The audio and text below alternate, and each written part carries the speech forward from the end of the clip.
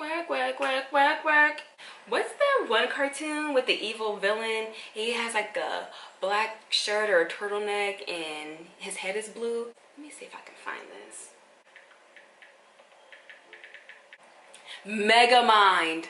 Oh my gosh. Yes, serving you sexy Megamind teas. Makeup Megamind, is that my new @ handle? @makeup Megamind. What's up you guys, it's your girl raevenmk here. Welcome or welcome back to my channel. So if you don't follow me on Twitter, get your life in order and follow me now. But if you do have a Twitter, you've probably been seeing over the past couple of days like people have been doing this unpopular opinion. So on my Twitter I do have one for an LA edition, so make sure you add on to that, leave me some comments. But also I thought it'd be a cute little idea to actually just do a video on my unpopular makeup and like beauty opinions. These are just 5 little opinions only from me, you know, just from my membrane. She's kind of big, there's a lot of space up in there, but I was just kind of like picking my own brain, like, girl, what are your unpopular beauty opinions? You always got some smart shit to say, like, join in. This Jordyn Woods inspired glam. How you feel about her is neither here nor there on this channel, but one thing you can't deny is that baby was beat TF down. Jordyn was giving me all kinds of crock skin, buttercream, crock skin, buttercream, and her skin was flawless. This is that easy, kind of effortless glam almost. This is the glam that everybody is looking for when they say they want that no makeup look. You need to start showing us pictures of Jordyn, not pictures of Kim.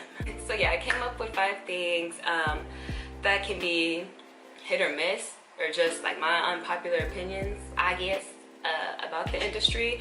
I don't know, I am ranting and rambling, but before we get started, please make sure that you subscribe to my channel and hit that notification bell so that you are always in the loop whenever your girl uploads. Hey, when she uploads a new video. I'm trying to Millie rock, but this turtleneck, like, it's compressed in the wrong parts and then it's loose in the wrong parts. That's probably why Charlotte's shutting down, because the quality of fabric is a piece of I'm just kidding. It's jokes. If you haven't gotten into it, I would highly recommend watching Jackie Ina's video on the whole like Jordyn Woods scandal. I think that she gives a lot of great not tips, but she just gives a lot of great like pointers as far as how that whole situation played itself out, and how it played out being the black woman. It's tea, honey. It's definitely tea. All right, guys, let's go ahead and get started. Gas station coffee is the best. Okay, so if you saw Jordyn's makeup, she is hella beat. Her skin, I'm looking at the picture, sorry. Like, her skin just looks so good, so flawless, full coverage, but still natural. She is just ultra beat. Her brows are done, they're snatched, she's got a lash on, nude, glossy lip. Like, this is my total makeup aesthetic, especially for every day and days like today where I got stuff to do, I need to be done fast. So let's go ahead and get right into it. So her skin is also not really dewy, and it's not super matte. It almost has like that natural skin-like finish. So to also achieve that, I usually don't prime my face. It's one of my unpopular makeup opinions. Sorry, the bottle's like all funky, but I would normally, look, the label's off. I have made a mess of this, but I would usually just use my Simply Natural skincare oil as my primer. But like I said, because she doesn't really have a dewy look, I don't want to look too shiny in the face. Because I don't have a primer that I really like, I just kind of go without it. So I'm just going to use this antioxidant facial serum from Trader Joe's. This is nice, and I guess either is or maybe just acts like a primer, but I don't know. I haven't found a primer that I really like in a long time. I've used the ones from Hourglass, Tarte. I've used a primer from like every brand you can probably think of. Well, not necessarily. I don't know. I'm open to suggestions, so if you have a recommendation for a primer, just sprinkle it down below. Okay, so let's get some ultra full coverage, and I'm going to be using my Smashbox Studio Skin and this LA Girl Pro Coverage Foundation. The Smashbox is very warm, and then the LA Girl is pretty light. Both of them have that kind of peachy warm undertone, so I'm not really sure what this is gonna look like put together, but we gonna see. So I started my makeup journey like professionally. Oh dear God, just keep working. Just gonna keep working. I started my makeup journey like professionally when I was about 22 years old, and I started off in Sephora. I started off in a Sephora inside JCPenney's, and I went from a product consultant to a assistant manager, like senior educational consultant, and then shortly after that I was promoted to the like department or store manager, whatever. I did that and I learned quite a bit with Sephora. I feel like it was more sales based. It taught me a lot about cross-selling between like skincare and a few hair products, since it, you know, was in JCPenney's. It wasn't a full service and had everything, but I learned a lot about cross-selling with retail and skincare, cosmetics, fragrances, hair, the little hair stuff we had, so on and so forth.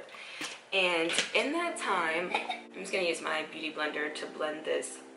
I don't even know what's happening right now. But in that time, I learned so much about the client service experience and just how to stay on top of things, how to kind of like run a business, like how to manage a store, how to do like scheduling and facilitate meetings and stuff like that. So I'm really happy that the business side came through. I'm working with, you know, like a makeup store, a counter. After that, I moved on to MAC, and MAC was great. Like I loved MAC so much. I absolutely loved working there. I'm gonna try to color correct with this ColourPop no filter. Wish me luck.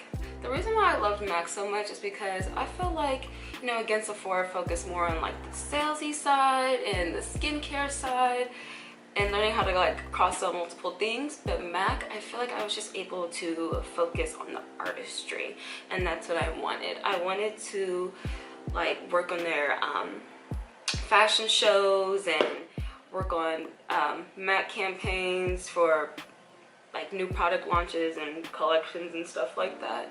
So I think that it was good as far as getting my foot in the door, but I never actually made it to that higher level with them that I thought I wanted so bad. And I say I thought because once it got down to even possibly getting towards that level, I realized quickly like, this isn't what I want.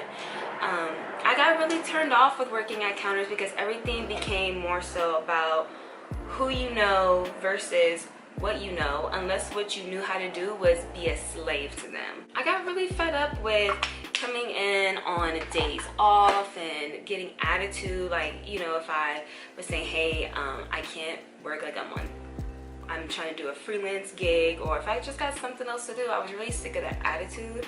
I'm a great team player, but I have other shit that I need to do than to be at MAC or Sephora all day.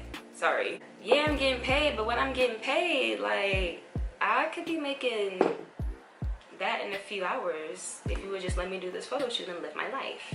I think it's great for when you're first starting out, but after a while, like with anything else, you're gonna reach your peak and you're gonna wanna move on to other things, and there's nothing wrong with that.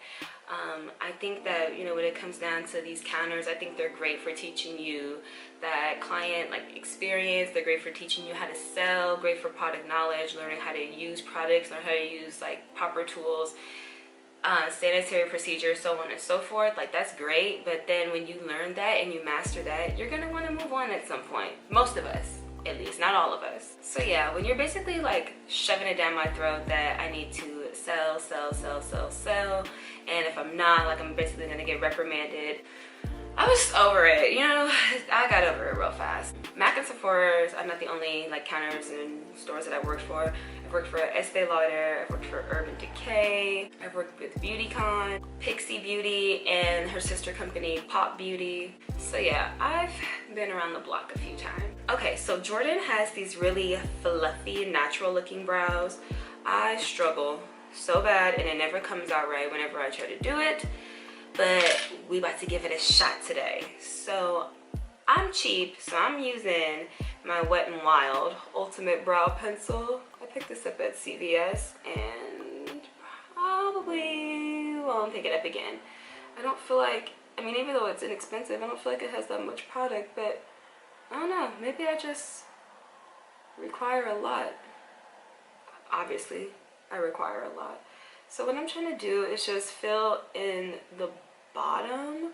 Like, instead of doing like what I normally do and just creating my line, like zoom, zoom, and then, you know, feather, whatever, I'm just trying to pretty much just flick upwards and outwards and fill in any little gaps little by little to create that faux brow. My camera's dying and I know this is gonna take me forever, so I'm gonna be kind of like moving all around. I'm so sorry, bear with me. I hope that you guys kind of get the point. What do you guys think about men in makeup? Okay, so I've noticed that brows is definitely a thing for the guys out here. I'm not tripping, whatever, y'all want to be beat too. But it's also really interesting how makeup is, you know, we think that it's predominantly for women. That's what we are accustomed to. But let me tell y'all something, the boys here, the boys be snatched here. And not all of them are gay, like some of them are just foreign when they do that. I went on a date with this guy and he had on powder foundation. No, I did not know until he had admitted to it, and it was really weird how that conversation even got brought up, and I'm not gonna tell it myself by repeating that story. I'm taking my Anastasia brow powder duo in ebony, and I'm just gonna use that to kind of shade my brows just a teensy bit more. But yeah, I totally didn't know that he had it on. He told me, and it wasn't even like he was embarrassed when he told me. It's just the way that he said it was just kind of like, I think he tried to flex on me a little bit. Like his skin was popping a little bit more than mine was, I ain't gonna lie. And he would do a little bronzer too, the tiniest bit. So I mean, I don't know. I'm not looking for my man to be at the vanity with me, and I'm sure not looking for him to be in my makeup bag, but that's not the first time that that's happened. I've also had somebody come up to me in a bar and he had on like 3 coats of mascara. It's not really my cup of tea. Like, I'm not trying to be like, oh babe, like, can you pass me your buffing brush? Can you pass me the blending brush, babe? Like, it's bad enough that we're already gonna share clippers and the same barber, so I just need to at least have that to myself. I'm using this Maybelline brow gel, and oy vey, I don't know, girl. I don't know about these eyebrows. We might have to come back to these suckers and do something with them. Okay, what if I just cheat and I just kind of...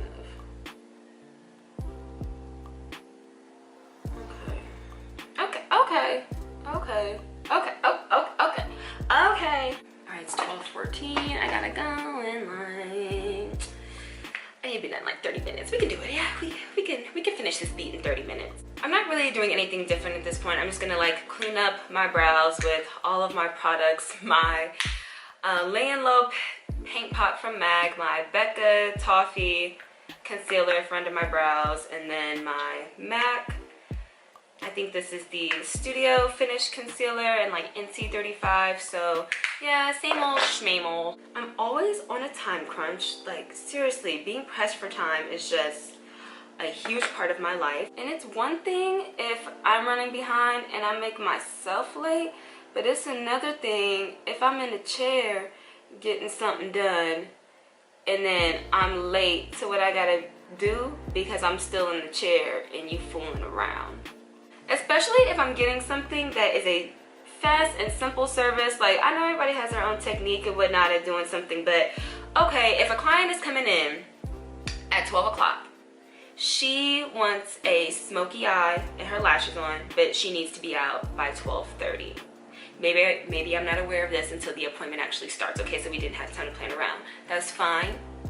Bring out your best tricks and just provide realistic expectations, but that client needs to feel like in the back of their mind, when they look down and it's 12:28, lashes and like shit is on basically. Like they can get up and go and they can feel great about themselves. I'm not gonna highlight too much under the brow because, you know, I'm not trying to make it look too sculpted, trying to keep it real cute like Jordyn had. I think it is just so important for people to know what time they are gonna be out of your chair. And like, people are professionals, and even if they're not, like, people just have stuff that they have to do. There's no reason why in 2019 we're still spending like 10 hours in the salon. Like, that just doesn't make any sense, and there's just way too much happening in our personal lives for people to even think that that's okay. I got my hair done for my mom's wedding, and the person who did it, I love them to death.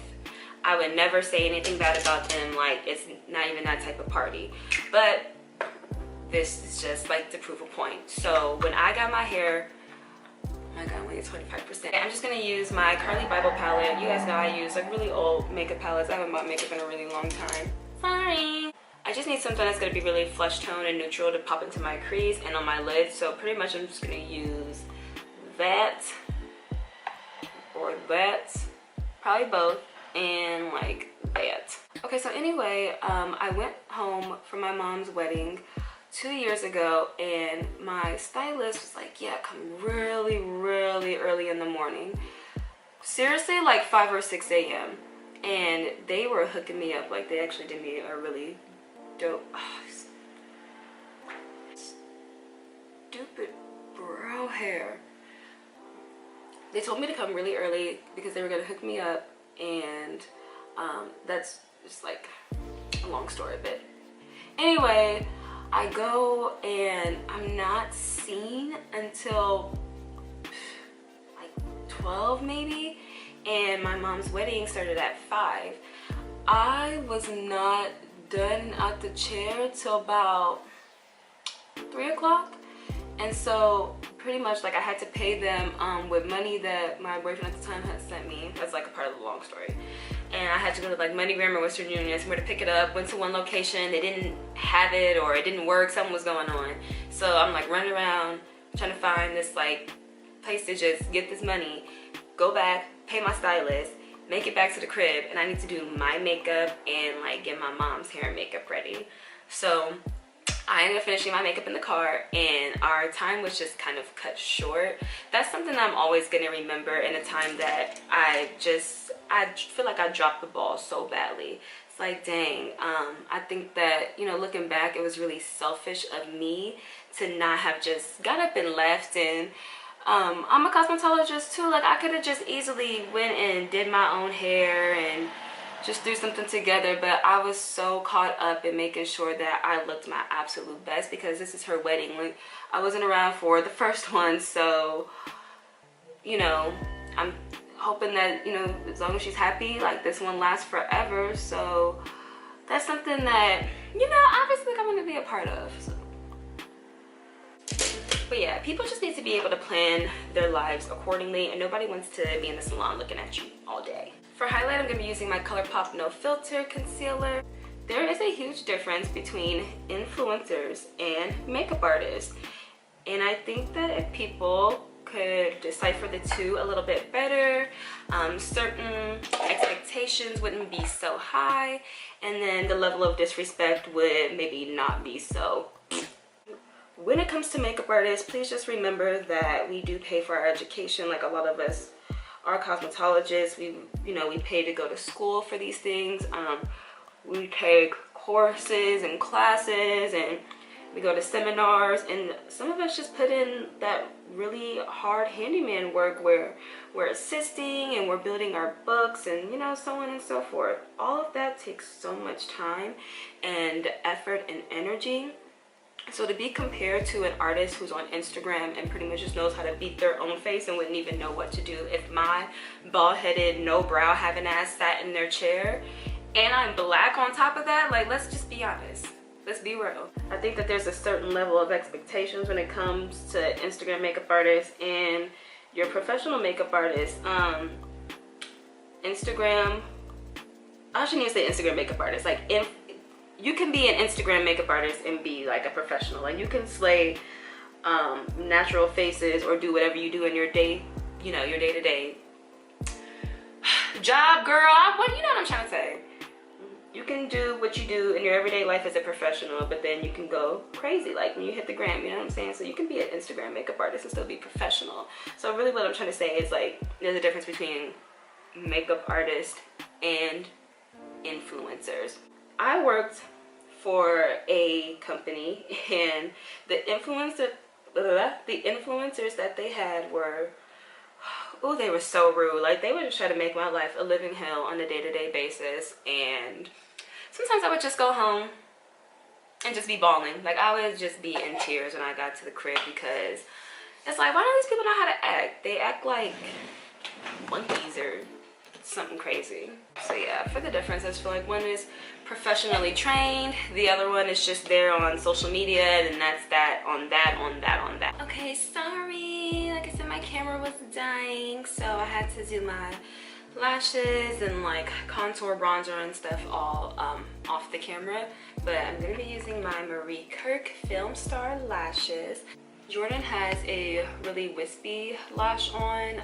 I'm sure she's wearing her Allure collection, but we're going for a little more drama. And obviously, like, I'm not gonna do this look without wearing my lashes. Like, I've also gone ahead and done my lips too. So let me just break this down, because I'm actually gonna do this other lash off camera. For my contour, I pretty much use what I always use, which is my ColourPop K-Pop Bronze Me Super Shock Cheek.